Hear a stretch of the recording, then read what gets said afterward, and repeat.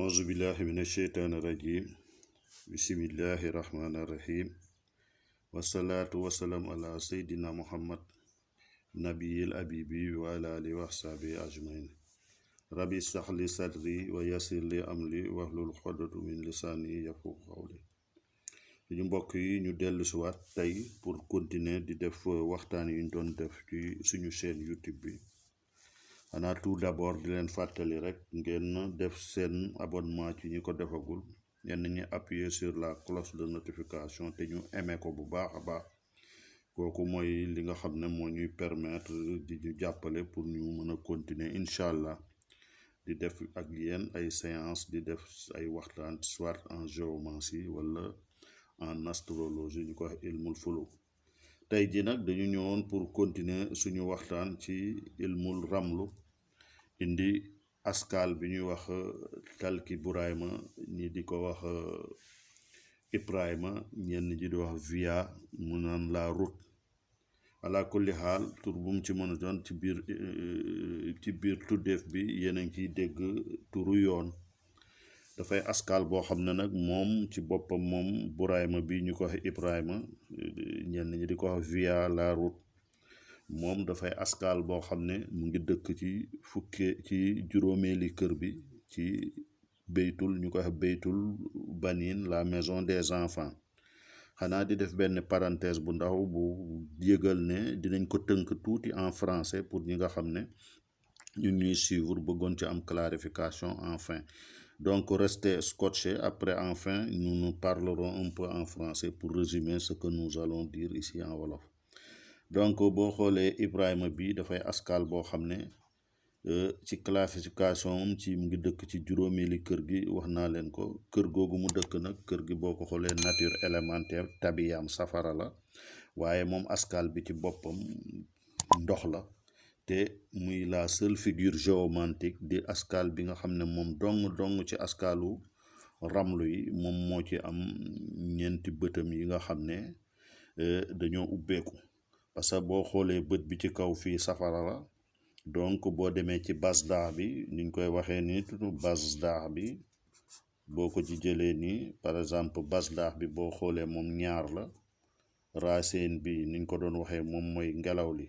boo xoolee juróom-ñaar la deel gi boo xoolee mooy niveau bi boo xoolee ndox la ñeent la fa am boo xoolee bunt bi ci suuf di la partie terre di suuf si fii dafa ubbeeku foofu juróom-ñett la donc chronologiquement boo boolee juróom-ñaar bi ak ñaar bi ak ñeent bi ak juróom-ñett bi daf lay jox ñaar fukk ak benn ku ci nekk nag xam ne code symbolique la loolu mooy élever Ibrahima au degré bu mu nekk parce que 21 bi boo demee ci fatiyatul kitab maa ngi leen di fàttali ne boo xoolee mooy ñaar fukki araf yi nga xam ne moo tëgg surat bi ëpp doole ci alxuraan ñu koy wax fatiyatul kitab surat boobu donc ñaar fukki araf yu alxuraan yooyu ñoo ko tënk te ci biir ñaar fukk ak juróom-ñett yi kon juróom-ñaar yi ñoo ñëwul waaye ñaar fukk yi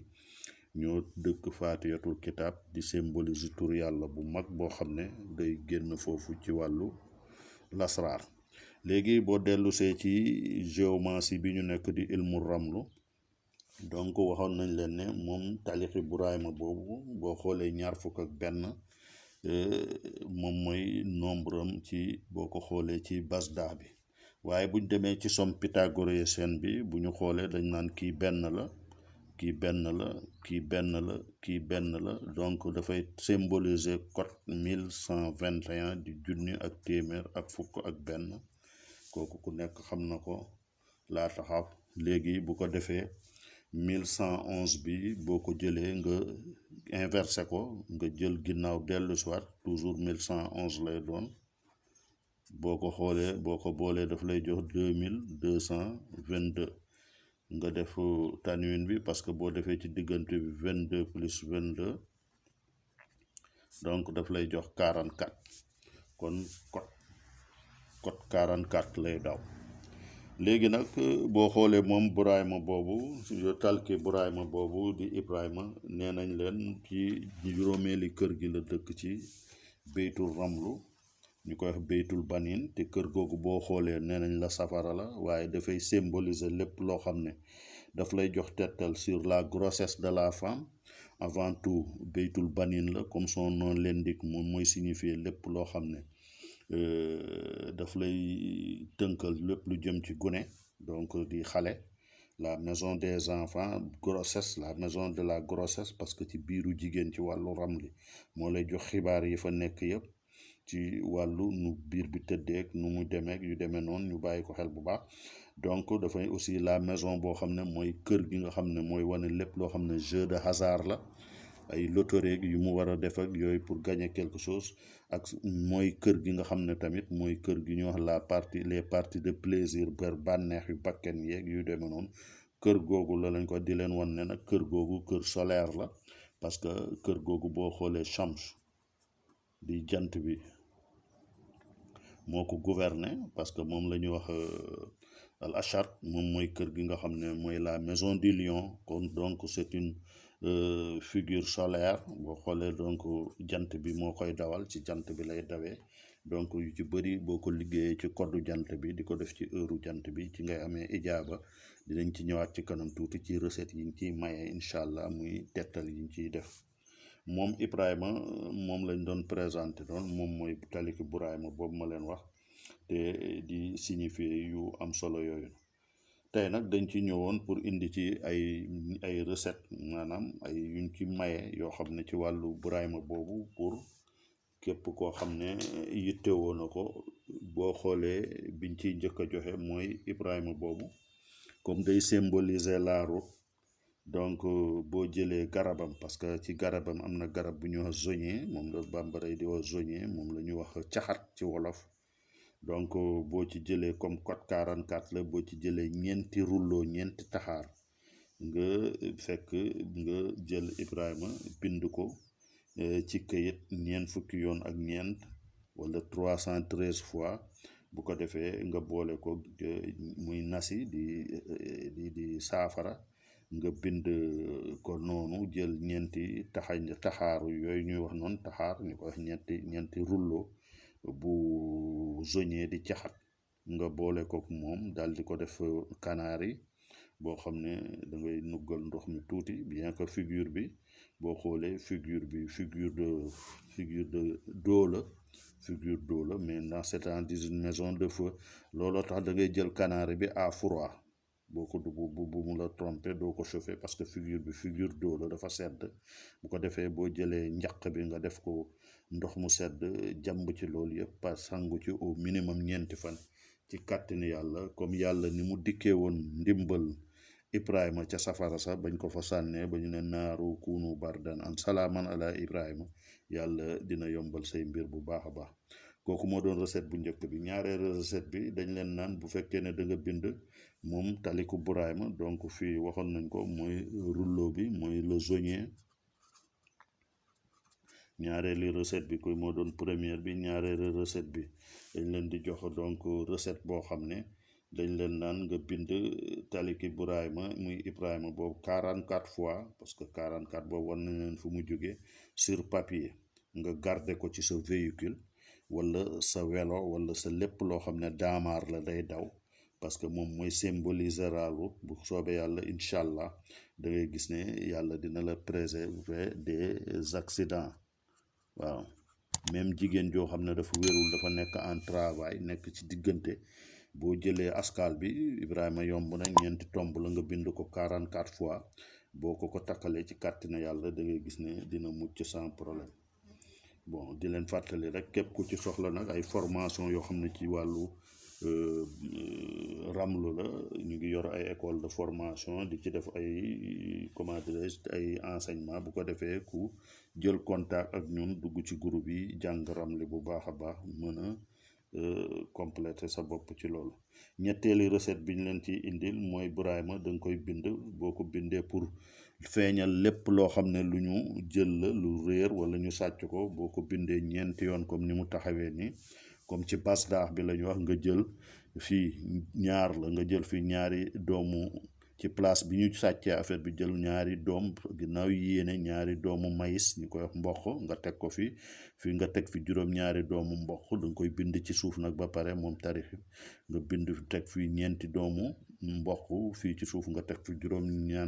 ñeent muy 8 doomu mboq fu ci nekk après nga def ci poudre de fusil bu ko defee def sa yéene na baf daal di ko taal bu ko defee bu ne bëf rek tàkk incha allah ngay gis yàlla dina la ci jàppale bu baax di leen fàttali nag ngeen def seen abonnement yi mes amis. Donc on va essayer de nous résumer un peu en français pour ce qu'on vient de dire sur la figure Via qu'on appelle Ibrahima, qui est Talihi Bouraïma en Bambara. Donc nous avons dit que c'est une figure qui appartient à la maison des enfants, la 5e maison géomantique. Donc c'est une figure d'eau qui appartient à une maison de feu. Donc vous voyez ce que ça veut dire. Donc la maison, c'est une maison solaire qui est dirigée par le lion en astrologie. Donc ces heures sont des heures solaires. C'est une figure donc qui représente dans un thème géomantique, qui nous donne des informations sur la vie de l'enfant, sur les enfants d'une manière générale, sur la grossesse d'une femme. Ça peut aussi nous donner des informations sur les parties de plaisir pour l'individu et ses jeux de hasard. Donc c'est une figure que je disais tantôt qui dans le Basdao a pour code 2 au niveau de la lettre B, la lettre de feu, 7 au niveau du niveau de l'air, donc 4 au niveau d'eau et 8 au niveau de la partie terrestre qui est le 4e niveau. Donc quand on fait la sommation dans la somme pythagorienne, parce que vous voyez quand en géomancie, quand c'est ouvert pour la figure, quel que soit l'élément, c'est donc ici c'est un point, puisque là c'est la seule figure, je vous rappelle, en géomancie qui a ces 4 éléments ouverts. Donc il symbolise un nombre 21 au code 21. Je vous rappelle que quand on part dans les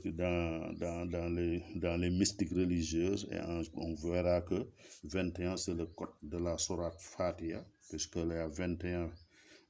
lettres qui ont écrit la sourate parmi les 28 lettres alphabétiques. Donc 21 ont écrit la sourate Fatiha, qui donne ce grand nom de mystérieux qu'on sort au niveau de la sourate Fatiha, donc qu'on gardera, qu'on ne pourra pas ici révéler. Donc quand on revient sur la somme pythagorienne, on a 22 sur 22, ça nous donne 44, donc c'est ce code là. Donc j'avais dit sans terminer, si vous vous abonnez, continuez à vous abonner, à aimer les vidéos et à appuyer sur la cloche de notification. Cependant, on est venu aussi pour donner 4 recettes qu'on a dit tantôt en Wolof. La première recette, c'est donc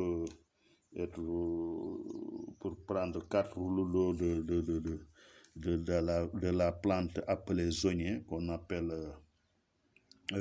tchahat en Wolof. Donc 4 rouleaux peut suffire. On écrit la figure de Bouraïma 44 fois, qu'on réduit en nasi, qu'on appelle safara. On réduit en eau bénigne, qu'on met les 4 rouleaux dedans et ensuite on l'utilise comme canari froid. Donc c'est ça la première recette, et Dieu va vous aider comme il avait aidé Ibrahima dans le feu lorsqu'il disait Narukunu Bardan an Salaman ala Ibrahima. Donc au minimum tu vas t'en laver au minimum 4 jours. Dieu va t'aider dans des difficultés, va te faire sortir des ténèbres. Donc comme deuxième recette, j'avais dit que on va écrire la figure de Bouraïma. Là c'est pour aussi éviter les accidents et te protéger. Donc on écrit la figure de Bouraïma 44 fois ici pour éviter les accidents. 43 fois qui est son code qu'on a vu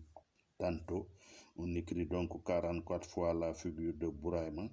et qu'on garde dans son véhicule, que ce soit moto, voiture et charrette, même en cas de travail d'une femme qui a sa grossesse arrivée en terme, quand on lui